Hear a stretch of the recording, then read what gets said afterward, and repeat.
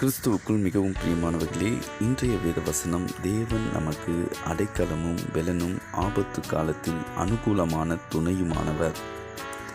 ஆம், எனக்கு அன்பானவர்களே, ஆபத்து காலத்தில் கர்த்தரை நோக்கி கூப்பிடுங்கள், உதவி செய்கிறது கர்த்தருக்கு லேசான காரியம்.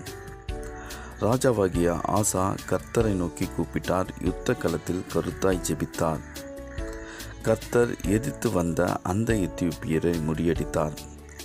உதவி செய்கிறது கர்த்தருக்கு லேசான காரியம். ஆம், எனக்கு அன்பானவர்களே, ஆபத்து காலத்தில் என்னை நோக்கி கூப்பிடு, அப்பொழுது நான் உனக்கு உத்தரவு கொடுத்து நீ அறியாததும் உனக்கு எட்டாததுமான பெரிய காரியங்களை உனக்கு அறிவிப்பேன் என்று கர்த்தர் வாக்களித்திருக்கிறார். சோர்ந்து போகிறவனுக்கு அவர் பலன் கொடுத்து சத்துவம் இல்லாதவனுக்கு சத்துவத்தை பெருக பண்ணுகிறார்.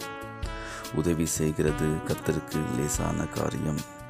ஆம், எனக்கு அன்பானவர்களே, உங்களுக்கு விரோதமாய் எழும்புகிறவர்கள் கர்த்தருக்கு விரோதமாய் எழும்புகிறவர்கள். உங்களை துன்பப்படுத்துகிறவர்கள் இயேசுவை துன்பப்படுத்துகிறவர்கள் என்று வேதம் எச்சரிக்கிறது. கர்த்தர் உங்களுக்காக யுத்தம் பண்ணுவார். நீங்கள் யுத்த களத்தில் கருத்தாய் ஜெபியுங்கள்.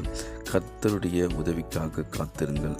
உங்களுக்கு உதவி செய்வது கர்த்தருக்கு லேசான காரியம். கிறிஸ்து இயேசுவுக்கே மகிமை உண்டாவதாக. ஆமேன், ஆமேன்.